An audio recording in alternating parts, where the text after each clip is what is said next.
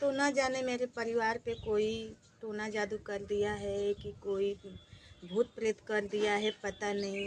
कि इंसान का मन का बढ़ा हुआ है। तो हेलो हाय दोस्तों, नमस्ते, प्रणाम, राधे राधे। तो आप लोग कैसे हैं दोस्तों? उम्मीद करती हूँ कि आप लोग बहुत अच्छे होंगे, बहुत स्वस्थ होंगे, बहुत मस्त होंगे और रोज़ के जैसे अपने काम में व्यस्त होंगे दोस्तों। तो आप लोग कैसे हैं? उम्मीद करती हूँ कि अच्छे होंगे। और देखिए दोस्तों, बहुत ज़्यादा गर्मी हो रही है और गर्मी हो रही अभी मैं खाना बना रही हूँ। तो मैं सोची हूँ कि थोड़ा छोटा मोटा ब्लॉग बना के डाल दी, क्योंकि कल का कुछ टेंशन ऐसा परिवार में चल रहा है कि बनाने का मन नहीं कर रहा था। बाकी होता है ना कि किसी को टेंशन दो, किसी का टेंशन मत लो। तो मैं टेंशन छोड़ के थोड़ा अपना काम पे ध्यान दी हूँ। तो दोस्तों, ऐसा होता है ना कि घर बिगाड़ने वाले बहुत से लोग मिलेंगे और आपका घर बनाने वाले बहुत कम लोग मिलेंगे। तो मेरे घर परिवार में ऐसा हुआ है, तो जो दूसरों को बात सुनेगा ना, वो अपने तो तबाह होगा, दूसरों को करेगा। पर चलिए, कोई बात नहीं। लोग कहते हैं कि उनके घर पे भूत आया है, उनके घर पे प्रेत का छाया है, तो उनके घर में ऐसे हो रहा है। बिल्कुल कुछ भी नहीं है, बिल्कुल कुछ भी नहीं है। इंसान अपने मन से चलता है। इंसान की सोच कुछ अलग होती है। अगर वो परिवार में नहीं रहना चाहता है तो वो ऐसा ही नौटंकी, ऐसा ही बात करता है कि कैसे मैं उनसे दूर हो जाऊं, अलग हो जाऊं। तो प्यार से उस चीज़ को बैठ के सलटना चाहिए, प्यार से करना चाहिए। तो अगर अपने दिमाग से अपने परिवार को लेकर नहीं चलेंगे ना, तो कोई ऐसा इंसान नहीं है कि आपके परिवार को बांध कर बोलेगा चलने के लिए।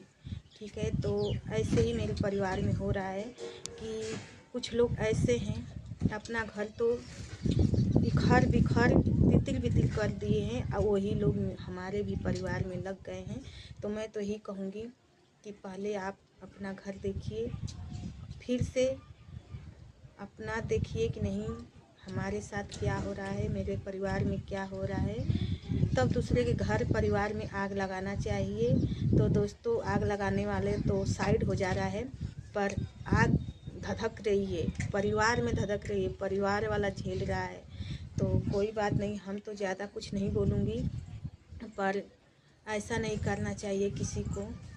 सबका परिवार होता है, सबका घर होता है, पर सोचने वाला तो सोचता है कि हमारे को बहुत अच्छी अच्छी बातें बोल रही है, ये तो हम अलग हो जाएंगे तो बहुत अच्छे से खाएंगे पिएंगे रहेंगे। ये नहीं सोचता है वो अगला कि जब हम अलग हो जाएंगे तो हमें खून का आंसू रोना भी पड़ता है, क्योंकि हर एक चीज़ देखना पड़ता है। घर से बाहर न एक होता है ना, माचिस से लेकर हर चीज़ जुटाना पड़ता है। वैसे तो परिवार जब इकट्ठा रहता है तो चलो, बना है तो खा लो, गार्जियन लाएगा तो बनेगा, नहीं लाएगा तो जो भी मिलेगा खा लेंगे। वैसे तो सोचना पड़ेगा, पर नहीं, कुछ लोग ऐसे हैं कि मूर्खता पे उतर जाते हैं। तो दोस्तों, मैं तो नहीं चाहती थी कि मेरा परिवार इधर से उधर हो, पर हम बहुत परेशान हो गई थी, बहुत ज़्यादा। मेरी भी शादी के दोस्तों 20 बरिस हो गया है। 20 बरिस से मैं अपने परिवार को लेकर चलती थी और सभी लोग का शादी विवाह करके हम साइड हो रही थी। पर मेरे पति बोले कि नहीं, अभी चल रहा है, चलने दो।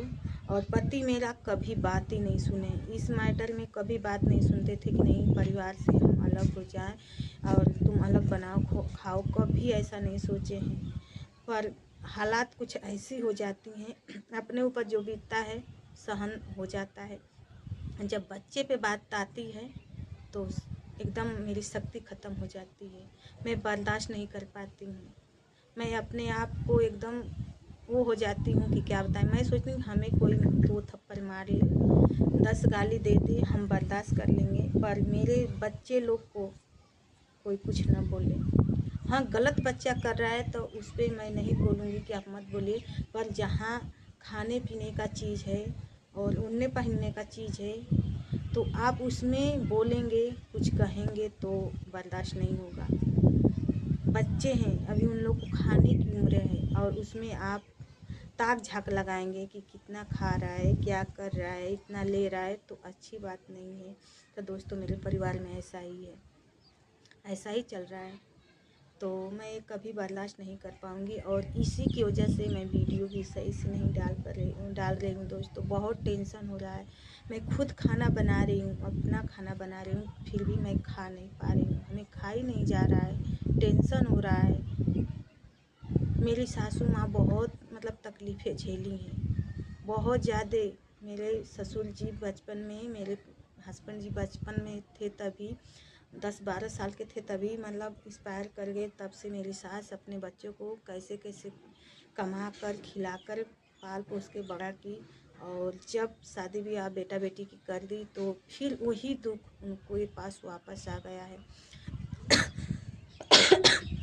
उनकी दुख वापस आ गया है दोस्तों। तो उनका अगर हृदय में तकलीफ़ें होंगी और उनकी आंसू गिरेगा तो वो किसी के ऊपर नहीं जाएगा, हम लोग के ही ऊपर पड़ेगा दोस्तों।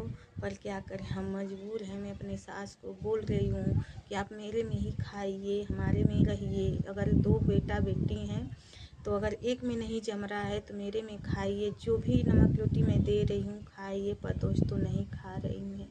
वैसे ही 4 दिन से पड़ी हुई हैं और बहुत तकलीफ़ें हो रही। मैं कुछ समझ में नहीं आ रहा है कि मैं करूँ तो क्या करूँ।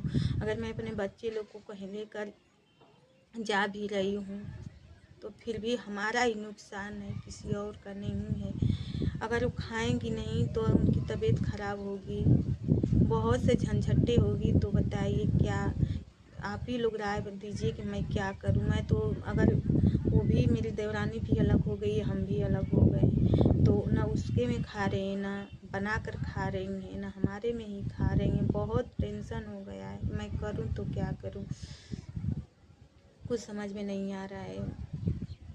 दिमाग टेंशन में, मैं क्या करूं। अपने बच्चे लोग को लेकर जाऊं तो कहाँ जाऊं, कुछ समझ में नहीं आ रहा है। मैं तो सोच रही हूँ कि कहीं चली भी जाऊंगी तो झगड़ा शांत हो जाएगा, सब मैटर स्लो हो जाएगा, पर कुछ समझ में नहीं आ रहा है। गर्मी का मौसम, धूप का मौसम इतना है कि कहीं आना जाना भी अच्छा नहीं है। किसी के घर भी में 3 बच्चे और अपने को लेकर 4, कहीं मैं महीना 10 दिन रहने लायक भी नहीं हूँ। क्यों कि हमें भाई अपना घर छोड़कर हमें कहीं अच्छा नहीं लगता है। और मेरे बच्चे लोग हैं, कोचिंग पढ़ते हैं और इन लोग को नुकसान होगा।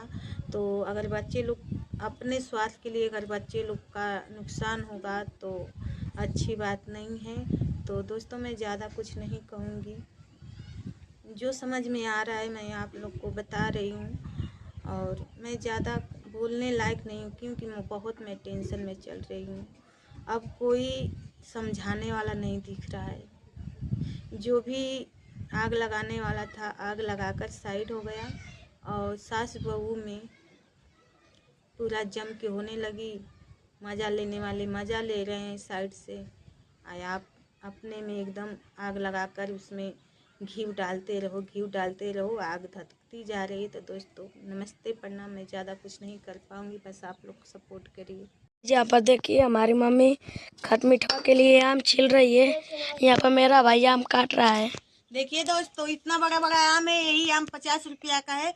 जिसको जिसको खाना होगा मीठी चटनी, वो हमारे घर आ जाइएगा। मैं बनाकर बहुत प्यार से, बहुत अच्छा से खिलाऊंगी। तो आप लोग आइएगा। जो देखिए कितना अच्छा आम, एकदम ताज़ा आम पेड़ पर से है। बाबू अभी लेकर आया, बहुत महंगा है, बाकी 50 रुपये किलो। देखिए दोस्तों, मैं आम छील के और मसाला तैयार कर रही हूँ और अपना भून रही हूँ का जो आम खा रही हूँ।